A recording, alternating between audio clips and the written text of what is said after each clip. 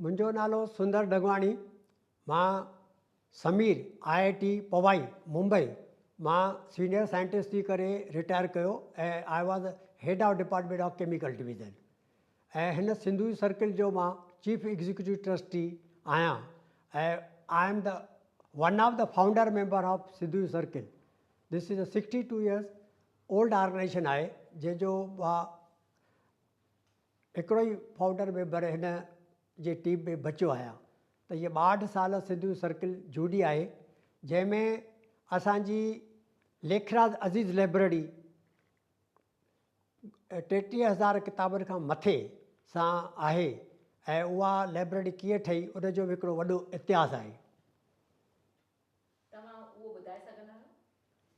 इहो इतिहासु इहो आहे त जॾहिं 1962 में संस्था ठही त 5 साल त सिर्फ़ु हिकिड़ो नंढिड़ो झोपड़ो ठाहिण में लॻी विया।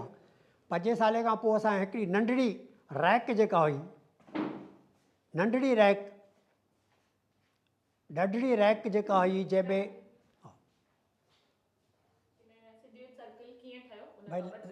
सिंधु सर्किल जो इतिहासु ऐं लाइब्रेरी कीअं ठही इहो पुछो।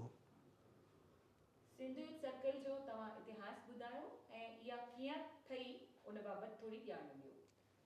असां 1962 में सिंधु सर्किल ठही, पर असांजी जेका लाइब्रेरीअ जो जेको आहे उहा असां 5 साल लॻी विया असांखे। 67 में असां हार्डली कुझु 200 खनि किताबनि सां असां लाइब्रेरीअ खे चालू कयोसीं, जंहिंमें उन वक़्तु असां सिंधी हिंदी अंग्रेजी टिनी क़िस्म जा किताब रखंदा हुआसीं ऐं उहा लाइब्रेरी धीरे धीरे असांजी वधणु लॻी। जीअं संस्था तरक़ी करणु लॻी तीअं असांजी लाइब्रेरी बि मथे वधणु लॻी, पर रियल सेंस में असांजी लाइब्रेरी वधी सॼे 1984 में जॾहिं सॼे इहा लाइब्रेरी अखिल भारत सिंधी ॿोली सभा जो जेको टेकचंद मस्त सेक्रेटरी हो ऐं प्रधान गोबिंद माली हो, उन टाइम ते इहा नेशनल कॉलेज में पहिरें लाइब्रेरी जेका टेकचंद मस्त खणी करे उल्हासनगर में आयो ऐं उन पंहिंजे घर में रखी, पर उहो न संभाले सघियो ऐं घटि में घटि 10-15 हज़ार किताब आहे त एॾे वॾे किताबनि खे संभाले तमामु वॾी जॻह जी ज़रूरत हुई। त सिंधु सर्किल खे जॻह हुई त उहा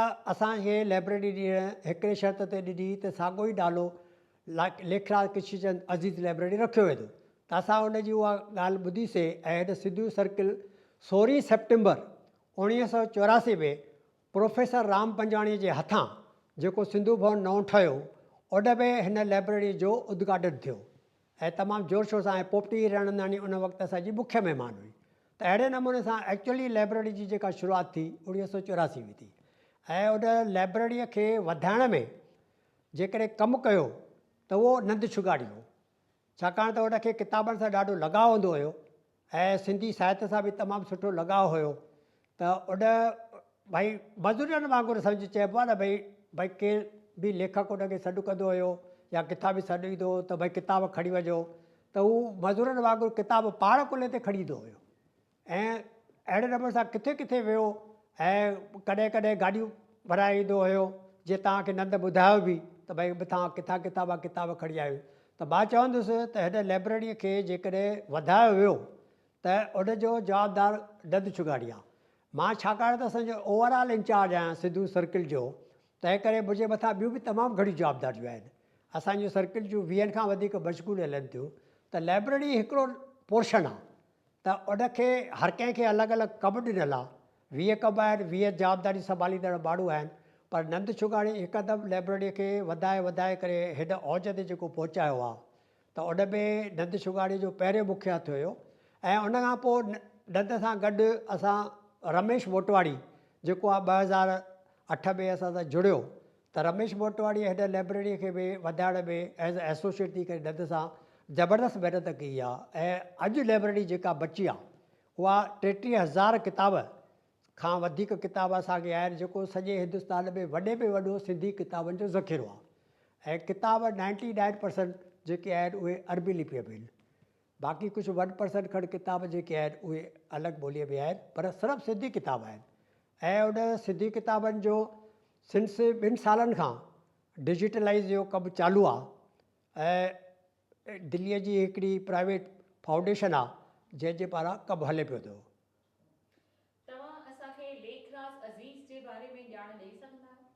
लेखराज अज़ीज़ हिकिड़ो वॾो लेखक ऐं शाइर हुयो ऐं उहो पहिरियों हिकिड़ो शाइर जेको प्रोफेसर रहियो इन के सी कॉलेज में पढ़ाईंदा हुआ ऐं मूंखे उनजे बारे में तव्हांखे तव्हांखे ॿुधायो ऐं उन काफ़ी मशहूरु माण्हू हुयो ऐं जेके बि सिंध हिंद में जेके बि लेखक हुआ उन्हनि में हुनजो नालो अवल नंबर जो जेके बि हिंदू जेको हुयो उन में लेखराज जी जो प्रोफेसर थी रहियो उहो उन वधि में वधि उनखे सॼे ॾे मान्यता मिलियल हुई इन करे उन असां नालो असां न ॾिनोसीं असांखे नालो वरासत में मिलियो त तव्हांखे इहो नालो ॾियणो आहे त असां उहो नालो एक्सेप्ट कयोसीं ऐं हाणे त सॼो असां हुन लेखराज अज़ीज़ लाइब्रेरी कम रिसर्च सेंटर त हाणे हिते रिसर्च बि थिए थी पई सिंधीअ में जेके बि PhD कनि था जेके बि भई सिंधियत में कमु करणु चाहिनि था उन ते रिसर्च कनि था पिया काफ़ी फॉरेनर्स बि हिते आया आहिनि ऐं 10-10 ॾींहं रही करे हिते किताबनि जी रिसर्च कनि था पिया ऐं उहे पंहिंजा जेके आहिनि प्रोजेक्ट रिपोर्ट ठाहे करे पंहिंजो जेको उन्हनि खे खपे उहो कनि पिया था। दादा इन लाइब्रेरी जी देखरेख कीअं कई वेंदी आहे?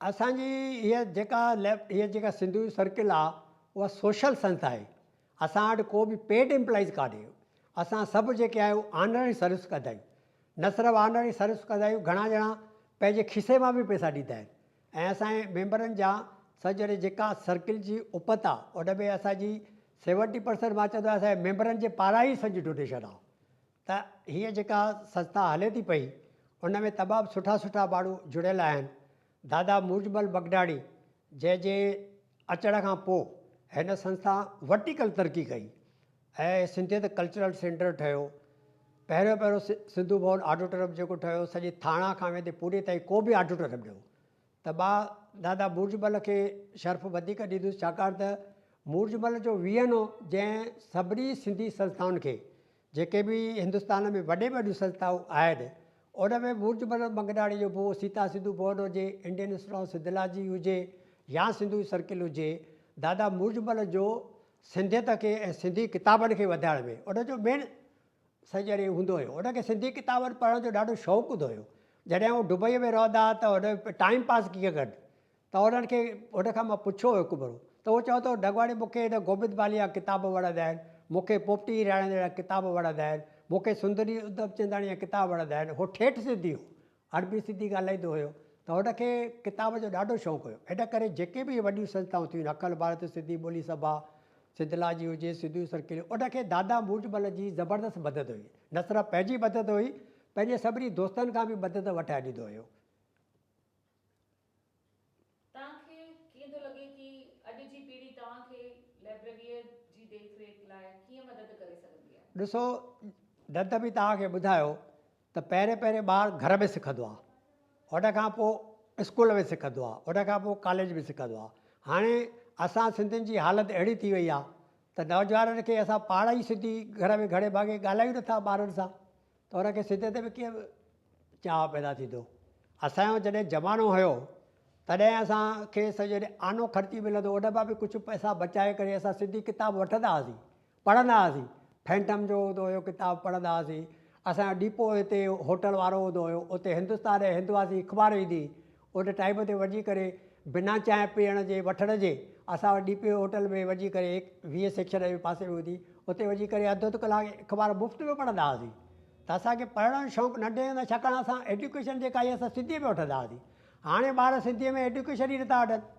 सिंधी ॿार ज़रे घटि जेके आहिनि उहे अंग्रेज़ी मीडियम में था पढ़नि ऐं कहिड़े भारत जे कहिड़े कुंड में एट प्रेज़ेंट किथे बि सिंधी स्कूल ई न बचियो आहे हिकु बि सिंधी स्कूल आहे ऐं उल्हासनगर में बि जेके 2-3 स्कूल हलनि पिया था उहे बि बंदि थियण ते कगार ते आहिनि हाणे जेका गवर्नमेंट जी न्यू पॉलिसी आई आहे त हुन में शायदि सॼो असांजो सुधारो थिए भई जेको 5 दर्जे ताईं कंपलसरी भई पंहिंजी मातृभाषा में भई सिखिणो आहे त उहो शायदि करे ॿियो असांखे नुक़सानु इहो बि कयो आहे नौजवान मुंहिंजी पिया आहिनि त भई अरबी में पढ़ूं या देवनागरी में पढ़ूं हाणे देश में हले थी देवनागरी अरबी ते हले ई नथी त इहो बि हिकिड़ो वॾो मसइलो आहे। पर जेके तव्हांजी लाइब्रेरीअ खे चाहींदा आहिनि ऐं जिन खे किताबनि सां प्यार आहे उहे तव्हांजी लाइब्रेरी खे कीअं मदद करे सघंदा आहिनि? ॾिसो जिनखे बि मदद करणी हूंदी आहे न उहो ॻोल्हे लहंदो आहे जॾहिं चवंदो आहे भई खूह कॾहिं बि प्यासे वटि न वेंदो आहे प्यासो खूह वटि ईंदो आहे त साॻी ॻाल्हि इहा आहे त असां अञा ताईं जेके झूना माण्हू आहिनि सिंध वर्की आहिनि उन्हनि खे पंहिंजे सिंधी क़ौम ऐं सिंधी भाषा जे लाइ ॾाढो प्यारु आहे। हिन करे उहे लखे करोड़ रुपया ख़र्चु करण लाइ तयारु आहिनि, हाणे बि आहे। असां जगदीश लछाणी आहे दुबईअ मां, मदद करण लाइ तयारु आहे। असांजो चंद्र मगनाणी जेको आहे असांजे मुर्जमल जो सुपुत्र आहे, ज़बरदस्त मदद करे रहियो आहे। जिते बि सिंधी प्रोग्राम थियनि था, सिंधियत खे वधाइण लाइ, सिंधी भाषा खे वधाइण जे लाइ जाम कमु कनि पिया था। तव्हां सालनि सां सिंधियत सर्कल सां जुड़ियल आहियो, त हिते ॿिया कहिड़ा कहिड़ा कार्यक्रम थींदा रहंदा आहिनि, तव्हां उन बाबति बि ॼाण ॾियो।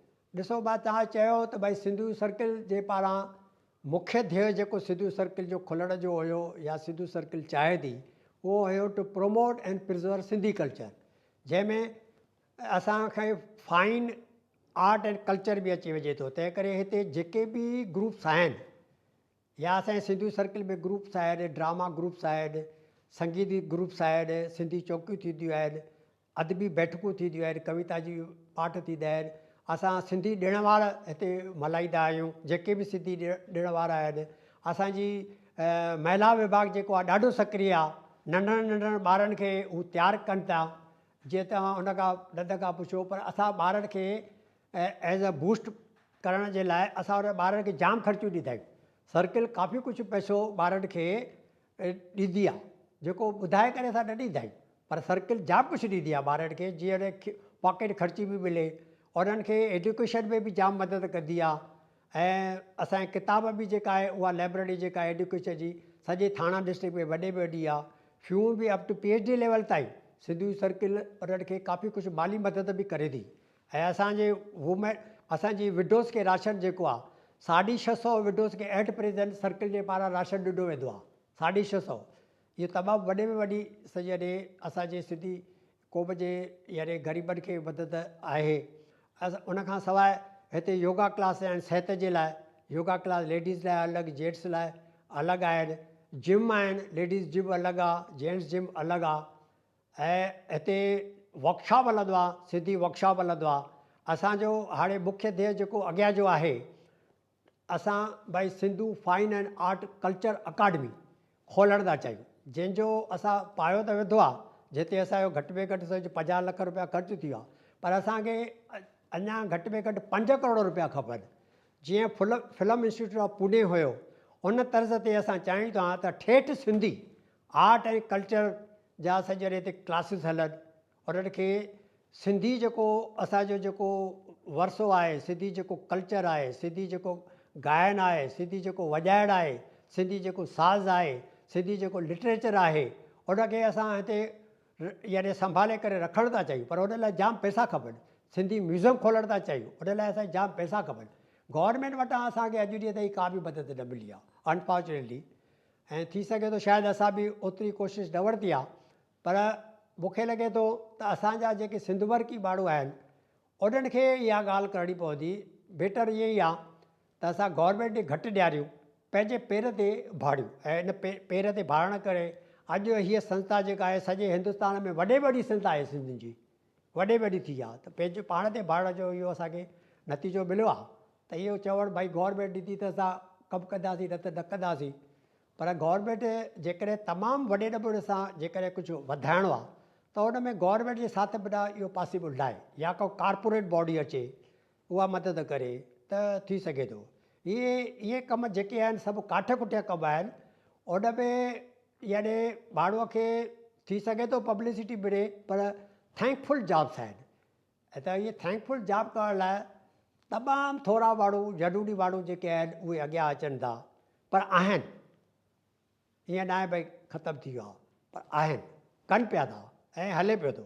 पर फ्यूचर मूंखे लॻे थो पियो हिंदुस्तान में जेको आहे, उन में भई एज़ अ सिंधी भई थी करे असां न यानी कुझु वधीक तरक़ी करे सघंदासीं। छाकाणि त असांखे पंहिंजी ज़मीन कान्हे, जंहिं क़ौम खे पंहिंजी ज़मीन कान्हे, असां हिकिड़ो सुहिणा गुल हवा में आहियूं। जेसि ताईं ज़मीन नथी मिले, उनजो उसरणु ॾाढो ॾुखियो आहे। पर हाणे जीअं डिजिटलाइज़ जो ज़मानो अची वियो आहे, त दुनिया सॼी गॾिजी वई आहे। तंहिं करे हाणे इहो ई बचियो आहे त असां सभु सिंधी जेके आहियूं, दुनिया जा डिजिटलाइज़ नमूने सां पाण में गॾिजी वञूं, त घटि में घटि भई हिकिड़ी क़ौम मज़बूत थिए। थी सघे थो सिंध वरी सॼे हिंद में अची वञे, त उहो पॉसिबल आहे। बाक़ी हाणे सिंध में हिंद ठाहिण जा असां ख़्वाब त ॾिसूं था, पर हाणे असांजी बि उमिरि वॾी थी चुकी आहे, कोशिशूं जाम कयूं सभिनी, पर हाणे नतीजो असां जॾहिं उहो स्ट्रॉंग नथो पियो निकिरे। असां सिंधियुनि में थोरी निराशाइप अची वई आहे, त मां सिंधियुनि खे हिकिड़ी अपील बि कंदुसि अॼु त भई हिंदुस्तान में डेमोक्रेसी आहे, असां 0.6% बि न आहियूं, 0.6% खे बि असां 0.001% बि वोटिंग नथा कयूं, असां पंहिंजी स्ट्रेंथ नथा ॾेखारियूं। हिकिड़ो सिंधु नगर आहे जिते सिंधी वधि में था रहनि, उते बि असां पंहिंजी स्ट्रेंथ ॾेखारण में वोट करण में हार्डली 20% माण्हू सिंधी वोट करण था वञनि, त इहो तमामु निराशाजनक आहे।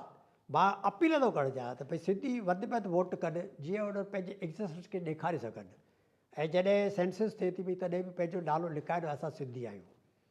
त इन ॻाल्हि करण सां भई जेके नेशनल लीडर्स आहिनि उनखे पतो पवंदो भई सिंधी क़ौम बि आहे, उन्हनि खे बि असांखे अधिकार ॾियणु घुरिजे। असांखे अधिकार अञा ताईं न मिलिया आहिनि, जेके गवर्नमेंट प्रामिसिस कया अधिकार उहे असांखे न मिलिया आहिनि। हिन करे असां 8th शेड्यूल में रिकग्नाइज़ेशन हुअण खां पोइ बि असां पुठिते पिया आहियूं, छाकाणि त हिन जी जवाबदारी गवर्नमेंट जी बि जवाबदारी आहे।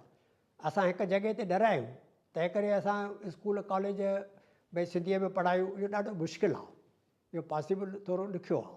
तंहिं करे गवर्नमेंट जो कमु आहे, छाकाणि त को बि प्राइवेट नमूने सां सिंधियत खे वधाए न सघंदो। अॼुकल्ह जेके कॉलेज स्कूल खुलनि था पिया उहे प्राइवेटाइज़ क्लास, पहिरें दर्जे खां ई प्राइवेटाइज़ आहिनि, त केरु पढ़ंदो? सिंधी पढ़ण लाइ 18,000 20,000 रुपया ॿार साल में फी केरु ॾींदो? केर बि ॾियण लाइ तयारु न आहे। हिकिड़ो बि सिंधी स्कूल कान्हे, हिकिड़ो बि स्कूल सिंधी कान्हे जेको गवर्नमेंट जे पारां हलंदो हुजे। जॾहिं उल्हासनगर में न, सॼे हिंदुस्तान में त आहे ई कान, उल्हासनगर में हिकिड़ो बि सिंधी स्कूल कान्हे। जेके स्कूलनि में पाण 7-8 ते पढ़ाए उहे बि बंदि थियण ते कगार ते आहिनि, त हाणे सिर्फ़ु इहो ई बचियो आहे भई सिंधी विषय करे कयो वञे। उहो बि घणे ॿाहिरि डिस्करेज थो कयो वञे, ॿाहिरि डिस्करेज था कनि भई खणी करे कहिड़ो फ़ाइदो थी, छा कंदे? तंहिं करे भली संस्कृत खण, जर्मनी खण, फ्रेंच खण, उहो थो कयो वञे। असां पाण ई सिंधी पंहिंजे पेरनि ते कुहाड़ो था हणूं त ॿियनि खे छाजो ॾोह ॾियूं? त बहितरु इहो ई थींदो जेकॾहिं असां सिंधियुनि खे पंहिंजो वजूद क़ाइमु रखिणो आहे, वजूद मां चवंदुसि अखर वजूद क़ाइमु रखिणो आहे, त उन्हनि खे पंहिंजी भाषा खे वैल्यू ॾियणो ई पवंदो। पोइ टुटी फुटी ॻाल्हाइनि, टुटी फुटी सिखनि, पोइ भली उहो देवनागरीअ में लिखनि, रोमन में लिखनि, कंहिंमें बि लिखनि, पर उहो लिखनि ऐं सोचनि, छाकाणि जेका बि क़ौम में जेको ॼमे थो उन क़ौम में ई वधि में तरक़ी करे सघे थो पियो। तंहिं करे इहो सोचणु त भई मां अंग्रेज़ थी करे वॾो भई कुझु तरक़ी कंदुसि, इहा न आहे। राम जेठमलाणी, लाल कृष्ण आडवाणी, मां बि त सॼो सीनियर साइंटिस्ट थी करे रहियो आहियां, पोइ मूंखे सिंधी सुठी अचे थी न, मां सिंधीअ में पढ़ियो आहियां। त पोइ इहे चवणु भई सिंधी पढ़ण सां भई असांजो नुक़सानु थींदो, इहो ग़लति नोशन जेको विहारियो वियो आहे, महिरबानी करे उन नोशन खां ॿाहिरि अचनि। ॿार खे नंढे हूंदे पंहिंजी मदर टंग में जेकॾहिं सिखंदो त उनजे लाइ फ़ाइदो आहे। ऐं उहे ई ॿार, मुंहिंजा ॿई ॿार बि सिंधी मीडियम में पढ़िया आहिनि, पर हुननि जी बिज़नेस अमेरिका सां आहे, अमेरिकन इंग्लिश ॻाल्हाईंदा आहिनि। हिकिड़ो प्रोफेसर आहे, ॿियो अमेरिका सां बिज़नेस करे थो पियो। त इहे जाम नोशन वेठल आहे भई सिंधी में भई पढ़ण सां उनजो नुक़सानु थींदो। ऐं वॾा वॾा जेके हाणे बि लीडर्स आहिनि, वॾा वॾा जेके शाहूकार आहिनि, उहे सिंधी मीडियम में पढ़ियल आहिनि, त उहे के दुनिया जा वॾा माण्हू थिया आहिनि। तंहिं करे इहो सिंधी क़ौम खे मुंहिंजो रिक्वेस्ट बि रहंदो त पंहिंजे घर में महिरबानी करे कंहिं बि हालत में सिंधी ॻाल्हायो। भली सिंधी ॿारनि जी पंहिंजे संतनि जी, पंहिंजे इतिहास जी पंहिंजे ॿारनि खे ॼाण ॾियो। असां पंहिंजे ॿारनि खे पंहिंजे प्रोग्रामनि में न वठी ईंदासीं, यंग खे न वठी ईंदासीं, त असां उन्हनि ॿारनि खे कीअं ख़बर पवंदी? असां त नंढे हूंदे सॼो ॾींहुं घुमिया फिरिया, उथिया वेठिया, ॻाल्हाया, खाधो पीतो, सोच, सभु हर का ॻाल्हि सिंधीअ में कई आहे, रांदि बि सिंधीअ में कई आहे, सोचो बि सिंधीअ में आहे, लड़ाई बि सिंधीअ में कई आहे, हिक ॿिए सां झगड़ा बि सिंधीअ में कया आहिनि। पर हाणे जेको थी रहियो आहे उहो ॾाढो ॾुखियो ज़मानो अची वियो आहे। त मूंखे लॻे थो त असांखे ॾाढी कोशिशि करणी पवंदी। तव्हां जीअं ॿुधायो कि सिंधु यूथ सर्कल में जाम कार्यक्रम थींदा रहंदा आहिनि, ऐं ॿियो इहो बि ॿुधायो कि जेके पंहिंजी शेवा ॾेई रहिया आहिनि, पैसा न ॾींदा आहिनि हिते, त तव्हां सिंधु यूथ सर्कल जो भविष्य कीअं ॾिसी रहिया आहियो? सिंधु यूथ सर्कल छा आहे, हिकिड़ी डेमोक्रेटिक प्रोसेस ते बीठल आहे। असांजी इलेक्शन सिस्टम आहे, तंहिं करे हीअ संस्था बंदि न थींदी, हीअ संस्था हलंदी। त हाणे हिकिड़ा वेंदा, ॿिया ईंदा, ॿिया वेंदा, टिया ईंदा, त संस्था 62 सालनि में पुठियां न वई आहे। त मां छो सोचां त भई अॻियां हली करे पुठियां वेंदी। 62 साल संस्था हली आहे न, हिकिड़े अकेले जे करे थोरी आहे। असां सां गॾु भई चंद्र आहे, असां सां गॾु गुलशन लुला आहे, असां सां जगदीश काजर जुड़ियो आहे, असां सां वाइस प्रेसिडेंट हरेश रूपाणी आहे जंहिंजी वधमत सर्किल खे मदद आहे, असां सां चंद्र गोलाणी आहे, असां सां मनोहर वाधवा आहे, असां सां अनिल सहजवाला आहे, असां सुरेश भाडिक आहे। तमामु सुठा सुठा मुदबर जेके आहिनि असांजा बीठा आहिनि गॾु। 28 ॼणनि जी टीम आहे ऐं 12 ॼणा महिला विभाग जा आहिनि। सभु सिंधियत में कमु था कनि। घटि में घटि हिन सर्किल में 100 खनि प्रोग्राम नंढा वॾा थियनि था सॼे साल में, माना 3 ॾींहंनि में हिकिड़ो प्रोग्राम, त उहे सभु सिंधीअ में था थियनि न। त भई कीअं चवंदासीं भई सिंधियत ख़तमु थी वेंदी? सिंधियत ख़तमु न थींदी, पर रूप चेंज थी रहियो आहे। पर ग्राउंड लेवल ते सॼो जेको फंडामेंटल थींदी आहे, फाउंडेशन जेका आहे, उन में सिखण लाइ ॿारनि खे असां पाण था कुआड़ो हणूं। ॿारनि खे चऊं था न तव्हांजो भविष्य न आहे, तव्हांजो भविष्य न आहे। इहा थोरी मेंटेलिटीअ खे थोरो चेंज कनि। पंहिंजे ॿारनि खे अंग्रेजी ज़रूरु सेखारनि, या जंहिं बि स्टेट में रहनि था उन जे उन सां हिल मिल ज़रूरु मिली वञनि। पर हर कंहिंजी इज़त पंहिंजे कुतो बि कुड़म में सुहंदो आहे, त असां सिंधियुनि जी इज़त सिंधियुनि में ई रहंदी। अॼु जेकॾहिं इज़त लाल कृष्ण आडवाणी खे मिले थी त वधि में वधि हुनखे सिंधी इज़त ॾींदा आहिनि। भली उहो भली नेशनल लीडर हो, पर हुनखे इज़त ॾींदड़ घणे में घणा सिंधी आहिनि। इहो मां दावे सां थो चवां। तव्हांजो जज़्बो लाजवाब आहे। तव्हांजे जवाबनि जे लाइ महिरबानी। Thank U.